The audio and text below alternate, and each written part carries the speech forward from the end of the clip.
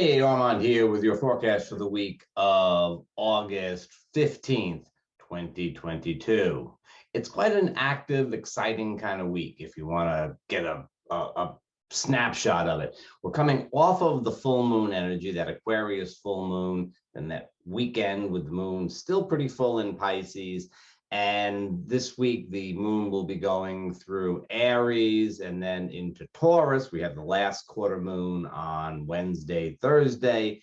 And then coming into the weekend, we have the moon in Gemini almost all the way through. And then the moon goes into Cancer at the very end. So generally speaking, I would say that we have a lot of upbeat, kind of fun energy at work this week. It should probably be pretty good for most of us. And of course, as always, and especially obviously these days, pretty good for most of us is real crap for some people. Some, bad things happen. What are you going to do?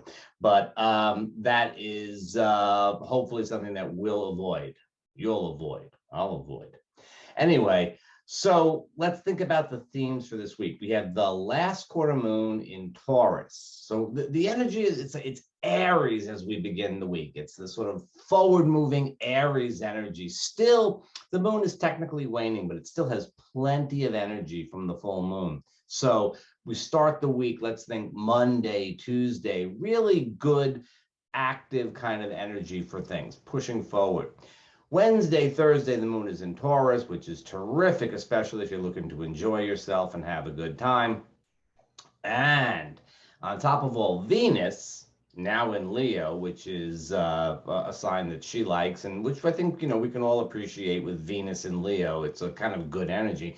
Venus will make a easy trine to her best friend, Jupiter, who's over in Aries. And that happens on Thursday, but you can figure, even Tuesday, Wednesday, Thursday, Friday, this energy, which is very positive, outgoing, fiery kind of romantic energy, but also great for any kind of socializing. It should probably be pretty good for financial deals, business deals, and things like that. As a matter of fact, it should be very good for that. Perhaps a little too good for some things where enthusiasm may kind of get the better of judgment. But you know what? Sometimes enthusiasm should get the better of judgment. Certainly, judgment gets the better of enthusiasm often enough.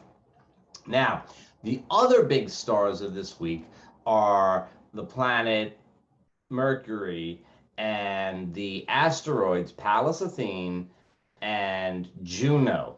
Basically, they all kind of aspect each other right around 19 degrees of mutable signs, if it's the short answer to the question. On Monday, we have Pallas Athene square Juno. Now, Pallas Athene is the truth teller asteroid, sort of like Mercury with a cause. Mercury is information, Pallas Athene is pushing through some type of information. So this is sort of information with a cause. Pallas Athene lays out the truth. Juno, the partnership asteroid. Now, Venus, very, very active this week in Leo, best friend Jupiter and all of that. But Venus is very much about overall relationship style, wants, images. It's sort of an idealistic kind of partnership partnership planet. Juno is about actual people, actual partners. This is not abstract. This isn't so much what you want. This is what you got or what you don't got. So when Pallas Athene squares Juno, there could be a little bit of edgy communication there, a little bit too much, a little too much honesty, you might say.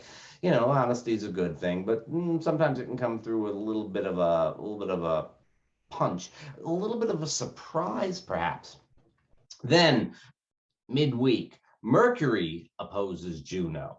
Here again, we have Mercury. Mercury is in Virgo, dealing with the facts, picking out the particulars. Juno's over in Pisces. So, Juno is looking for, basically Juno is looking for the feeling end of things. What's the feeling? Then here comes Mercury, saying, well, this is the way I feel, but let's get into the nitty gritty. Let's see if we can analyze it. Let's see if we can take things apart. Let's look. And because it's an opposition, some of us will feel this as the partner coming to us saying, let me tell you what's wrong with you.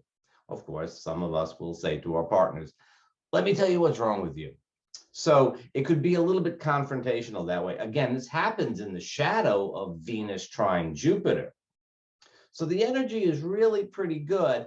Just watch for that kind of like digging, picking kind of thing early in the week.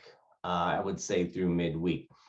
Not going to realize if you don't have a relationship, well, not much of a problem.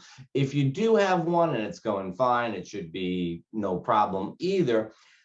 If there's a little bit of tension and stuff like that, watch for a little bit too much poking, being particular, pointing out problems. A lot of P's in there, a lot of alliteration on that one. But that's what you would look for with this. Now, the last quarter moon, technically speaking, Friday, really, well, it's really the whole end of the week type of thing. You're pulling out the events of the last few weeks, or perhaps longer, if you're really in the midst of something big, and we won't be talking about this in any depth, but something that began 27 months ago might be kind of up for a sort of revision. We have to think back 27 months, and in our pandemic tinged world, it's a little hard to sort of remember back when things were happening. But 27 months ago, that's about 2.25 years ago, we may finally get the denouement, the end of that particular story of something that began right around then. How long ago is that? So long ago that I can't come up with it right off the top of my head. But after the video, I'll look at it and say, I should have said, it was back when. It sounds like about the beginning of the pandemic. And there goes the dog yelling. He's just yelling at the mailman, I think. He yells at the mailman. He yells at everybody who walks past the house, but he's yelling at the mailman just now, I think. So then on Saturday, we have some really interesting stuff. Now, keep in mind, last quarter moon, you're pulling out the information, you're harvesting the events of the last few weeks or longer period of time. And you would typically, this is where you decide what's wheat and what's chaff, what do you keep and what do you let go of? And what happens? Well, on Saturday, so let's say Friday, Saturday, and into Sunday, Mercury is opposed to Neptune. Now, take those Mercury, Pallas, Athene, Juno aspects from the beginning of the week and take any other thing that has happened over the course of whenever and feed it through this Mercury-Neptune opposition. It's not a time when honesty is emphasized. It's not that people lie when Mercury aspects Neptune. It's not that people lie. It's just that a good story often seems so much better than all those nasty little facts. Now you say, well, Mercury is in Virgo, so isn't it all about those facts? Yeah, but what do we do with them? Mercury is strong. It's got all the facts lined up. And Neptune for his part is strong in Pisces. What do we want to do with them? How can we bend things? Well, okay, without getting into the whole thing, I would put it this way. Don't make any decisions Friday, Saturday. It's the weekend, so why should you go ahead and make decisions on Sunday anyway, right? And, Thursday, it is the last quarter moon, coming into Friday. But I would kind of back off a little bit. So take the end of the week. It's a great time to get lost in a movie, a fantasy. It's a great time to, I guess it's a great time to go meditate. It's a great time to just, enjoy yourself. It's fine. We still have some glow from that Venus Jupiter thing and stuff. Just don't make hard decisions. Don't sort of invest financially, emotionally, or otherwise. take what people say with a grain of salt. Think about it as being kind of like a 1 or 2 day Mercury retrograde, which, by the way, is coming up in September, but we'll get to that in time. And then on Sunday itself, Juno is back in the mix, this time sextile to Uranus in Taurus, which is an aspect that is sort of, it's exact on Sunday, the 21st, but it's really sort of been underlying all of the other things that have been happening with Juno during the course of the week. And this sort of suggests maybe we can make some shifts and changes. So if we hit some sharp words in relationship early in the week, by the time we get to Sunday, well, maybe we can kind of figure out something to do, maybe make a few changes here and there. It's a sextile. You could let it go too. You don't have to do things when there's a sextile, but there's an opportunity to make some changes, do things a bit of a different way. So here I am forgetting that Mars goes into Gemini on Saturday.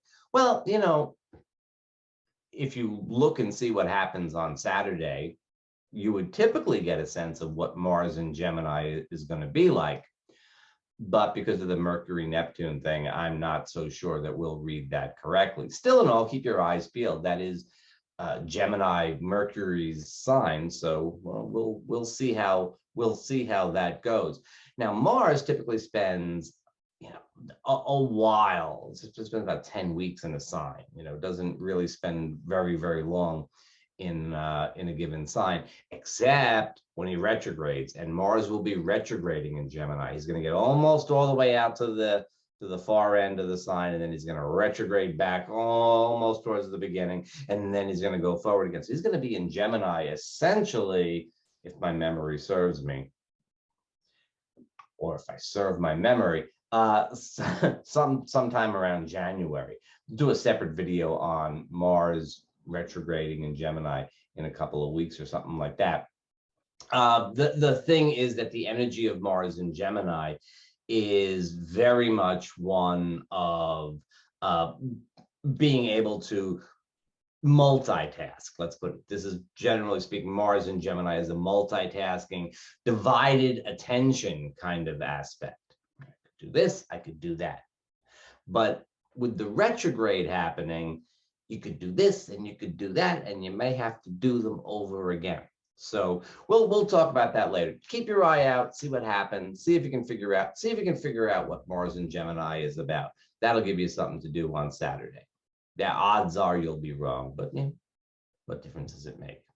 Okay, so with that in mind, now the big summary is beginning of the week, Moon in Aries, plenty of energy, good vibes from Venus and Jupiter building all through the beginning of the week. That's the time you want to do things. Monday, Tuesday, Wednesday, maybe Thursday, Friday, Saturday, kind of write it off. And then Sunday, well, you're coming out of the Mercury-Neptune thing. Mercury is moving past Neptune. So technically speaking, you got that nice Juno Uranus aspect that's kind of helpful. The moon is going to go into Cancer, and that's got a little bit of a protective vibe that may not be exactly what you're looking for if you're looking for a bit more of expansion. Now we're heading towards, by the time we get to Sunday, we're legitimately heading towards the new moon.